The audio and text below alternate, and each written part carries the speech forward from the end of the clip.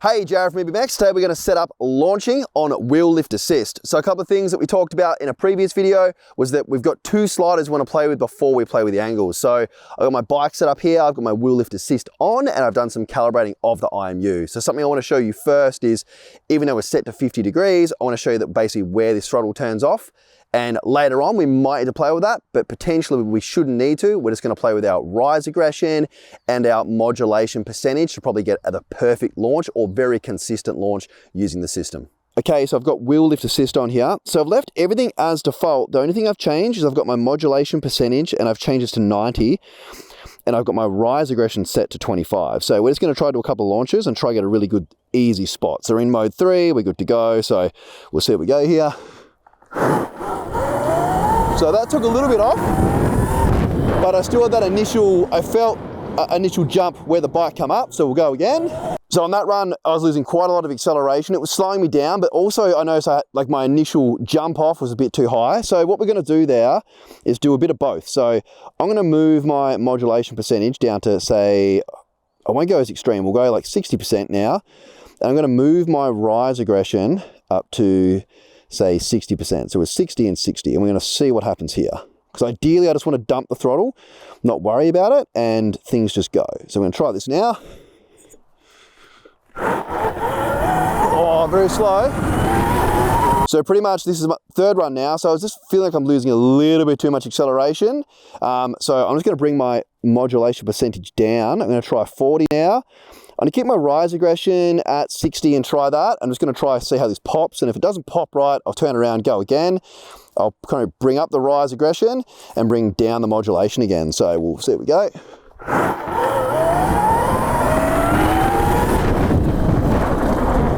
Okay, so in that run there, basically what I felt was kind of similar to what we've had in before. We're just kind of losing too much acceleration. So, and the pop is kind of okay. So I'm just going to bring my modulation down.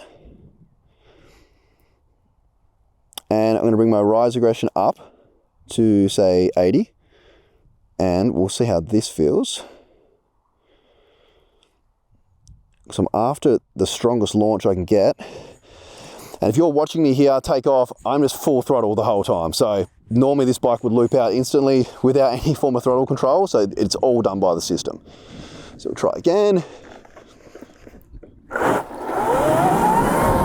That was perfect. Okay, so it looks like third time lucky. Maybe that was fourth time. Probably should learn how to count better, but essentially modulation at 20% and the rise aggression at 80 was pretty good. So not sure how well they come up on camera, but I got a small amount of wheel lift. I was full throttle the whole time.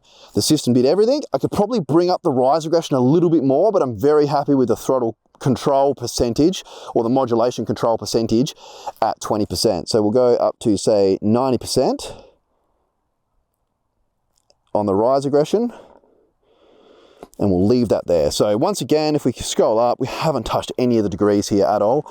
We're still kind of aiming for that 50 degrees where our throttle will set off, because we're using basically the degrees per second and how much acceleration data we've got to basically slow down the bike. Ooh, a little bit too much raise there. So probably getting to a happy medium here now. So rise aggression 90, I think I might put a bit more throttle modulation in. I think this is probably where we need to be, somewhere around here. So, I mean, it's going to be different for every bike. This bike's 1821s. This is a core motor, has a lot of starting torque, and obviously we're on a off-camber driveway. We're on gravel as well, but it's just an example that I'm kind of getting these results just by moving two sliders, and that's the intent of the system. You just really need to play with two sliders to get you where you need to go. So we'll try for another launch again.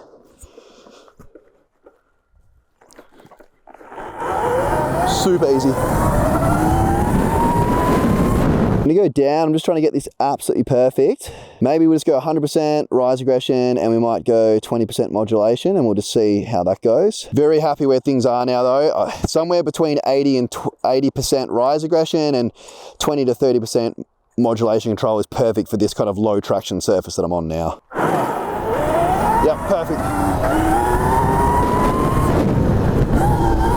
As you can see, I can't even pop the front. I think there's another little advantage we can use here. So if we go into advanced, what I can feel is I'm getting some restriction because of the acceleration data. I've got the launch perfect, but I really only need that for my takeoff. So what I'm going to do here is go to our speed control. I'm going to turn this on. I'm going to say at 30 kilometers, I want full power now.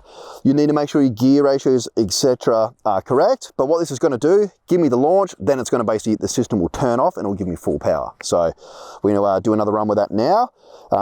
It's probably not going to come through on camera, but I'll just tell you whether I think it's better or worse. But this is something that you would want to do to get this dialed for a drag racing application. Okay, so I'd pretty much say that was perfect. So I could feel where the system basically turned us back on and gave us full power, and I feel like that launch was pretty much perfected. So pretty much, once again, as far as launching goes, it really is just the two sliders, the rise aggression and the modulation percentage. This is going to be different for, different wheel sizes, different powered bikes, and how the torque comes in, but definitely worth looking at the timer or the speed function as well to make sure you don't lose any power and you'll run as fast as possible.